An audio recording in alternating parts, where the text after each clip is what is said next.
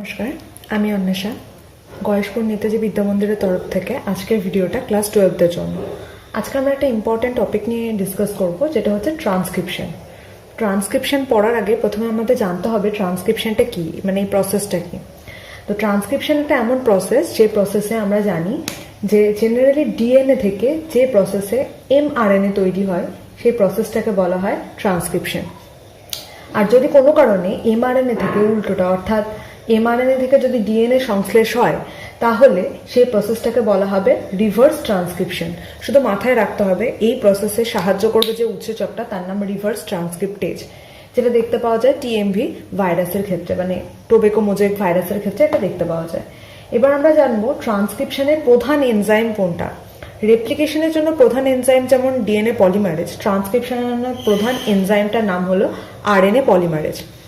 RNA polymerase এর কতগুলো ভাগ আছে বা কতগুলো আমরা বলতে পারি ইউনিট আছে। আমরা এখানে ইউনিটগুলো লিখেছি। এটা মোটামুটি 5টা ইউনিট নিয়ে তৈরি। কি?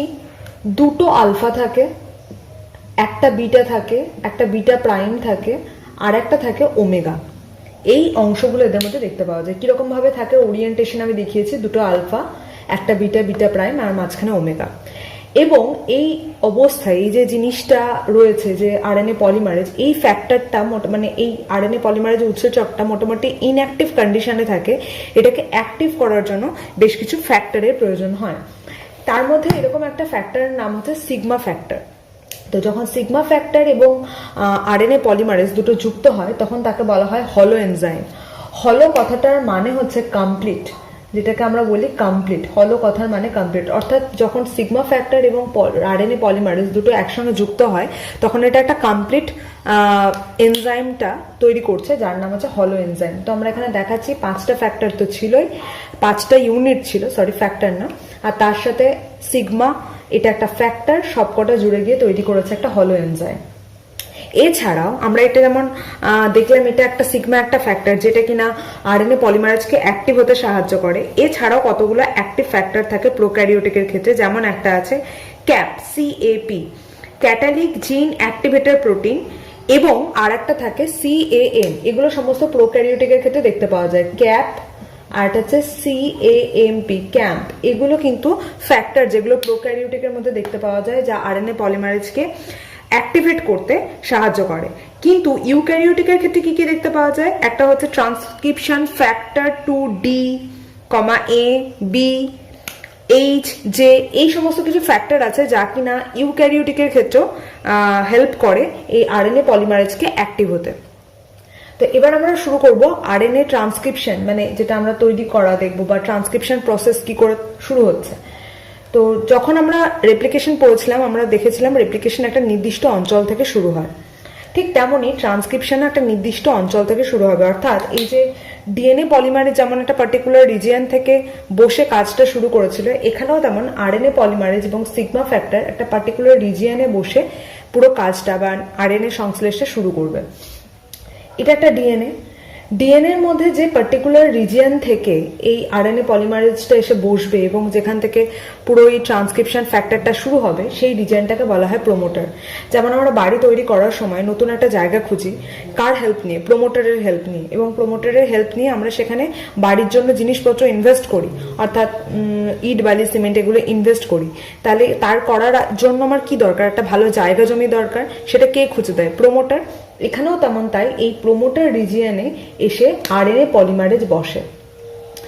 এবং আরএনএ পলিমারেজ একা বসে না, তার সাথে একটা সিগমা ফ্যাক্টরও এসে বসে এবং সেখান থেকে এটা ইনিশিয়েট করে, অর্থাৎ এটা শুরু হয়। তো প্রোমোটার প্রোক্যারিওট আর ইউক্যারিওটিকের ক্ষেত্রে আলাদা আলাদা। কেন? প্রোমোটার যখন প্রোক্যারিওটিকের ক্ষেত্রে দেখতে পাওয়া যায়, দুটো প্রোমোটার রিজিয়ন আছে, একটা প্রিগনো বক্স আর একটা রিকগনিশন সিকোয়েন্স। যে কোনো জায়গায় এসে তো আর প্রোমোটার রিজিয়ন বসতে পারে না, এখানে পার্টিকুলার একটা সিকোয়েন্স আছে। প্রিগনো বক্সের সিকোয়েন্স অনেক সময় পরীক্ষায় দিয়ে দেয়, এটাকে বলে টাটা অ্যাট, TAT, এবং লেখার সময় সবসময় 5' to 3' মেনশন করতে হবে।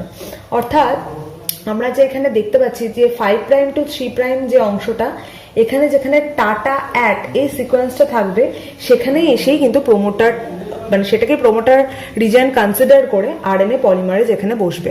এবং আরএনএ পলিমারেজ একা নয়, সেখানে সিগমা ফ্যাক্টরও বসবে।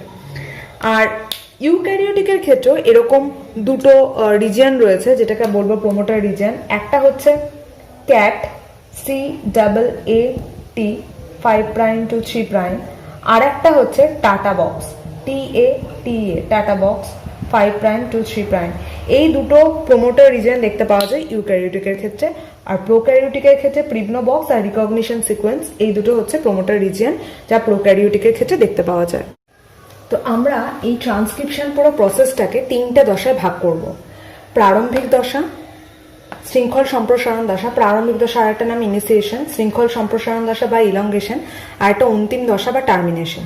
তো তিনটে ধাপে আমরা ভাগ করব। তো প্রথমে আমরা দেখে নিই কি করে প্রারম্ভিক দশাটা শুরু হচ্ছে। এই ছবিটা ইন জেনারেল যদি পরীক্ষা হলে এরকম আসে যে ট্রান্সক্রিপশনের বৈশিষ্ট্য লেখো, তখন এই ছবিটা দিতে পারলে ভালো হয়। যেখানে প্রথমে দেখানো হচ্ছে ট্রান্সক্রিপশন শুরু হয় একটা ডিএনএ থেকে। ডিএনএটা ডাবল স্ট্র্যান্ড, 5' to 3', আর একটা 3' to 5' থাকবে, এবং এখানে অবশ্যই একটা প্রোমোটার সিকোয়েন্স থাকবে। আমি যেহেতু এখানে প্রোক্যারিওট করাচ্ছি এখন, তো প্রোক্যারিওটিকের ক্ষেত্রে আমরা জানি একটা পার্টিকুলার প্রোমোটার সিকোয়েন্স হচ্ছে প্রিগ্নো বক্স, যেখানে একটা সিকোয়েন্স থাকবে। সিকোয়েন্সটা হচ্ছে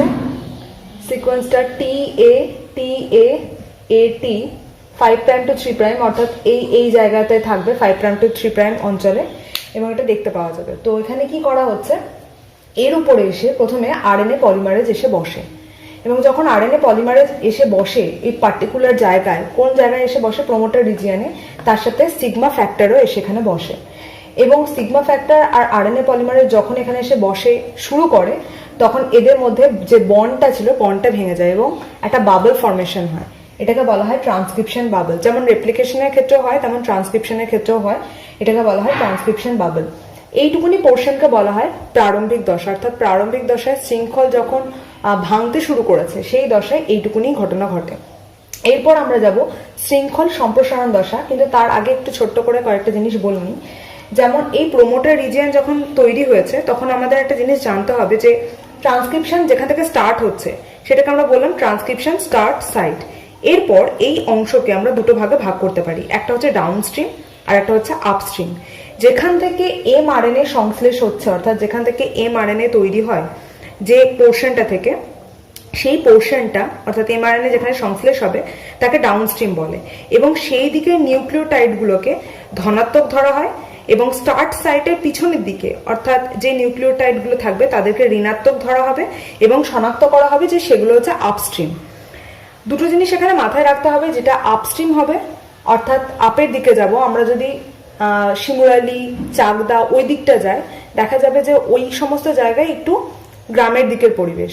তাই সবসময় মনে রাখতে হবে গ্রামের দিকে যাওয়া মানে একটু নেগেটিভ পরিবেশ আমরা দেখতে পাচ্ছি।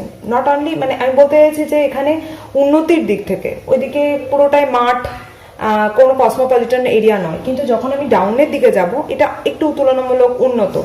তো এই সাইড ডাউনস্ট্রিম গুলোকে মাথায় রেখে, এটা মনে রাখার সুবিধার জন্য পড়ালাম, ডাউনস্ট্রিম গুলোকে প্লাস ধরবো আর আপস্ট্রিম গুলোকে আমরা মাইনাস ধরবো। অর্থাৎ যেখান থেকে 5' to 3' সংশ্লেষ হবে, যেখান থেকে স্টার্ট হচ্ছে সেটা যদি আমরা ডাউনস্ট্রিম ধরি, তাহলে সেই নিউক্লিওটাইড গুলোকে আমরা প্লাস ধরবো, আর যে নিউক্লিওটাইডটা আপের দিকে যাচ্ছে অর্থাৎ আপস্ট্রিমে থাকবে সেগুলোকে আমরা মাইনাস ধরবো।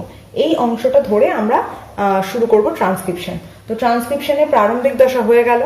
এবার ট্রান্সক্রিপশনের শৃঙ্খল সম্প্রসারণ দশা, সেটা কিরকম ভাবে হয় দেখা যাচ্ছে। যেখান থেকে ট্রান্সক্রিপশন বাবলটা স্টার্ট হলো, তারপরেই কি হয়, সিগমা ফ্যাক্টরটা সরে যায়, আর সিগমা ফ্যাক্টর কোনো দরকার পড়ে না। তাই সেখান থেকে কি হয়, সিগমা ফ্যাক্টর সরে যাচ্ছে, এবং কোর উৎসেচক যেটা ছিল, এটা পুরো কোর উৎসেচক যেটা আরএনএ পলিমারেজ ছিল, সেখান থেকে আরএনএ সংশ্লেষ হতে শুরু করে, এবং ডিএনএ তন্তু দুটি উন্মুক্ত হওয়ার ফলে যে ফাঁসের মতো অংশ সৃষ্টি হয় তাকে ট্রান্সক্রিপশন বাবল, এই যে এই অংশটা যেটা তৈরি হয়েছে ফাঁকা অংশটা, যেটাকে আমরা ট্রান্সক্রিপশন বাবল বলছি, এই অঞ্চলটা যখন আরএনএ পলিমারে যুক্ত হয়েছে তখন আরএনএ শৃঙ্খলটি 5' to 3', এই যে আমরা এখানে দেখিয়েছি 5' to 3' এই অভিমুখে এর বৃদ্ধি পেতে থাকে, এবং ইকোলি ব্যাকটেরিয়া প্রতি সেকেন্ডে 50টি রাইবো নিউক্লিওটাইড আরএনএ শৃঙ্খল যুক্ত করে। এই যে আরএনএ পলিমারেজ আমরা দেখছি একটি নির্দিষ্ট স্থানে অবস্থান করে, এবং 10টি রাইবো নিউক্লিওটাইডকে যুক্ত করার পর টেমপ্লেট তন্তু 3' to 5' অভিমুখে সরে যায়, যেখানে আবার 10টি নিউক্লিওটাইড এসে যুক্ত হয়। এটা হচ্ছে শৃঙ্খল সম্প্রসারণ দশা, অর্থাৎ চেনটা ক্রমশ বাড়ছে। যে চেনটা এদিক থেকে এদিকে যাচ্ছে এবং চেনটা আস্তে আস্তে ক্রমশ এদিক থেকে সরে যাচ্ছে এবং ট্রান্সক্রিপশন যেটা অর্থাৎ ইলংগেশন চেনটা এমআরএনএ যে চেনটা সেটা ক্রমশ বেড়ে যাচ্ছে। এইটুকুনি পোর্শন হচ্ছে শৃঙ্খল সম্প্রসারণ। ট্রান্সক্রিপশনের সব থেকে ইম্পর্টেন্ট যেটা সেটা হচ্ছে অন্তিম দশা বা যেটাকে আমরা বলি টার্মিনেশন। এই দশাটাই পরীক্ষায় সবচেয়ে বেশি দেয়। তো এটাকে আমরা দুভাগে ভাগ করতে পারি, একটা রো নির্ভর দশা আর একটা রো নিরপেক্ষ দশা। রো নির্ভর দশা মানে রো একটা প্রোটিন, যে প্রোটিনটা অন্তিম অর্থাৎ টার্মিনেশন ঘটাতে সাহায্য করে। একটা ক্ষেত্রে দেখবো আমরা রো এর উপর নির্ভর করে, আর একটা ক্ষেত্রে দেখবো রো এর কোনো দরকার হয় না, তাছাড়াও টার্মিনেশন হয়ে যায় অর্থাৎ অন্তিম দশা চলে আসে।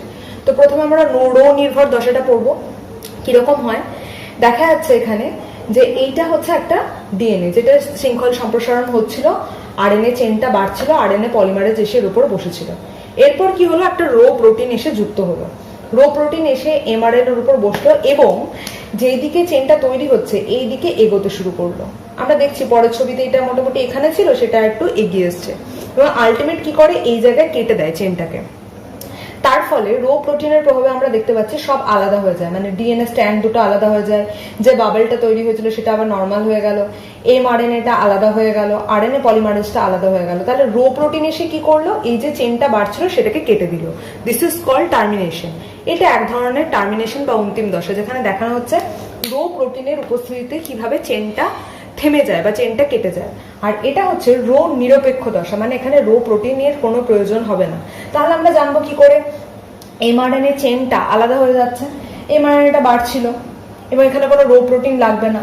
এবার এই যে বাড়তে বাড়তে এই একটা ইনভার্টেড সিকোয়েন্স তৈরি করে। কি করে ইনভার্টেড সিকোয়েন্সটা করে, অ্যাকচুয়ালি এখানে একটা প্যালিন্ড্রোমিক সিকোয়েন্স তৈরি হয়ে যায়। প্যালিন্ড্রোমিক সিকোয়েন্স কি, কোনো একটা সিকোয়েন্স এদিক থেকে পড়লেও যা আসবে, যদি এদিক থেকে পড়লেও সেটাই আসে, তাহলে সেটাকে আমরা বলবো প্যালিন্ড্রোমিক সিকোয়েন্স।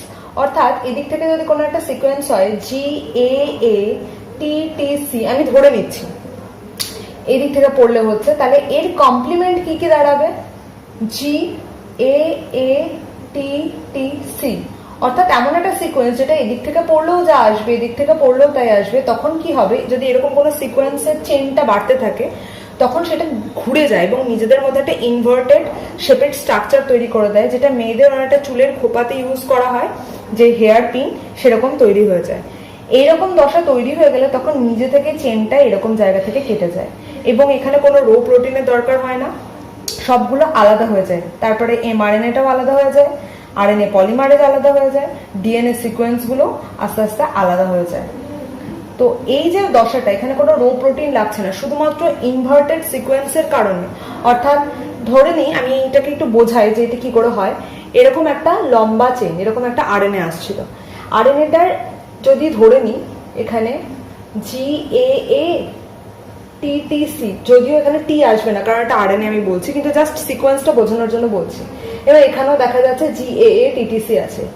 তাহলে কি হবে, এরা যেহেতু একে অপরের কমপ্লিমেন্ট, এইরকম জায়গা থেকে জিনিসটা ঘুরে যাবে এবং ঘুরে গিয়ে যেটা শেপটা তৈরি করবে সেটা এইরকম হেয়ার পিন রূপ। অর্থাৎ যখন একটা ইনভার্টেড কমপ্লিমেন্ট স্ট্রাকচার থাকবে তখন সেটা ঘুরে যাবে এবং নিজের সাপেক্ষে এই যে ঘুরে গিয়ে একটা মাথার চুলে খোপাতে ইউজ করে যে কাঁটা, সেরকম কাঁটার মতো তৈরি করবে এবং তার জন্য নিজে থেকে এই পোর্শন থেকে কেটে যাবে, কোনো রকম রো প্রোটিনের দরকার হবে না। এই পুরো প্রসেসটা হচ্ছে অন্তিম দশা। পরীক্ষা যদি প্রশ্ন আসে অন্তিম দশা, তখন সেটাকে আমরা তাহলে লিখতে হবে, দুভাগে ভাগ করা যায়, একটা রো নির্ভর, একটা রো নিরপেক্ষ বলে এটার জন্য ছবি দিতে হবে, এটার জন্য ছবি দিয়ে ব্যাখ্যা করতে হবে। এইটুকুনি গেল ট্রান্সক্রিপশন পুরো পদ্ধতিটা। Thank you.